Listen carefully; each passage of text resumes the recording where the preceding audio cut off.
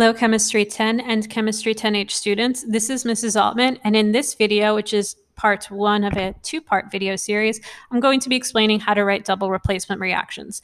In this video, we're going to be focusing just on molecular equations, and then in part two, we'll talk about spectator ions and net ionic equations. So a double replacement reaction can occur when you've got two different substances that are dissolved in water, and you can have them swap partners, which can sometimes result in the formation of a solid, and sometimes it doesn't. So if you don't see a solid forming, it doesn't necessarily mean you did anything wrong. The best way to learn how to do these is really by doing them, so I'm going to demonstrate two of them step by step in this video. I'm still listing the steps here in case you missed it in class, but you're really going to learn it by watching. So I'm going to explain two of these. Let's start by looking at this one here. So this is for everybody. This is not a 10H only one. So the first thing that I recommend that all students do is that they just list the ions at the top of their page. So I'm actually going to list it on the Google Doc because I'm going to end up clearing out the other one. So sodium takes on a +1 charge. I'm just listing them. This is like my pre-work. So I'm actually going to go ahead and label this pre-work. Got sodium, which takes on a +1 charge. Sulfide, which is a 2- charge. Calcium, which is a 2+ charge, or just +2, either way is fine. And then a fluorine with a - charge. All right, I'm going to show you what we do from here.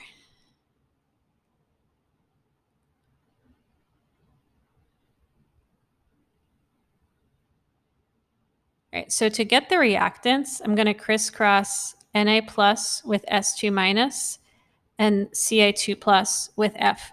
So it's like the first two and the second two. So when I crisscross Na+ with S2-, I'll write it out here.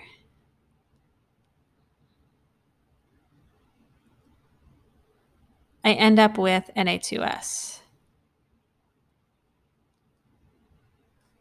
So that's my first reactant.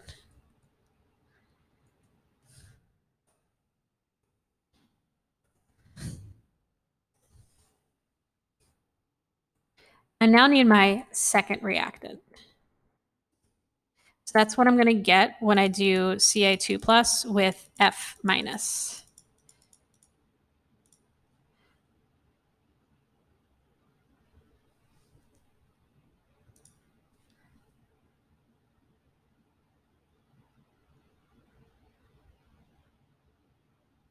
And I get CaF2.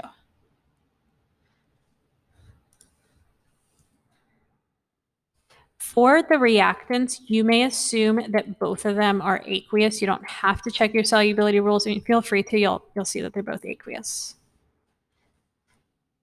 All right, now time for my products.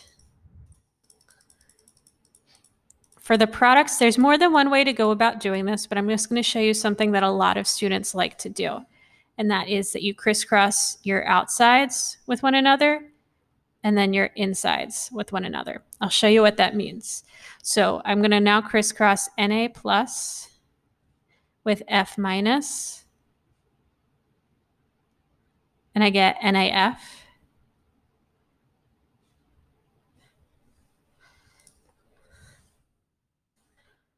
And now I'm going to do my insides. But when you do your insides, be careful. We always want to put the positively charged one first. A lot of students will be tempted here to put the sulfur before the calcium. And by convention, we just always have to put the positively charged one first. But I completely understand why students do that.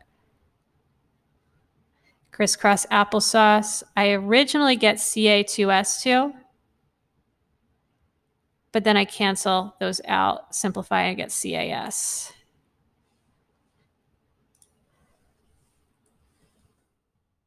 Now I'm going to need my solubility rules. So first I check if NaF is soluble in water. Looks like I don't have the rules up for you, but I take a look in the first rule. Sodium is totally soluble with no exceptions, so it will be AQ. I don't see a rule for calcium on the solubility rules. I do see a rule for sulfur. or sulfides rather. It's mostly insoluble, but calcium is an exception, so that will be AQ. And now my last step is to balance my chemical equation. I've got 2 sodiums here, I've got 2 fluorines here. I just need to put a 2 here, and then that is my final answer. Now I'm going to do one more example. This example is for H-only students, so if you are in the 10 class and you'd like to stop here, feel free to do so. I'll work through this one with you as well.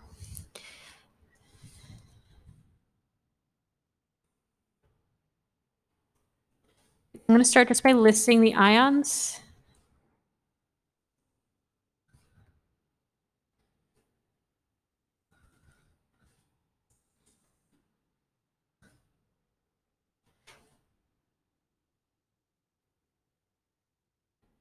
Right, so my first part of this, I crisscross Ag plus with NO3 minus, and I get Ag NO3. Because it's a reactant, I can assume it's going to be aqueous. And then I crisscross Na plus with PO4 3 minus.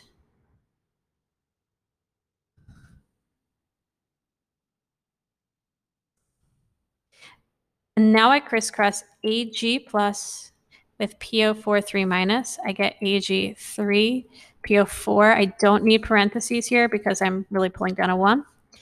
And then remember to put the Na before the NO3. Next, I check my solubility rules. I don't see a rule for silver, but I do see that phosphate is mostly insoluble and that silver is not an exception. So that is going to be a solid. And then sodium is always soluble with no exceptions, as is nitrate. So that will be aqueous. And now I just need to balance it. So in order to balance it, I have to put a 3 here to keep my sodiums balanced, and a 3 here to balance both my silvers and my nitrogens and my oxygens. And then I am done. All right, thank you so much for watching and have a great night.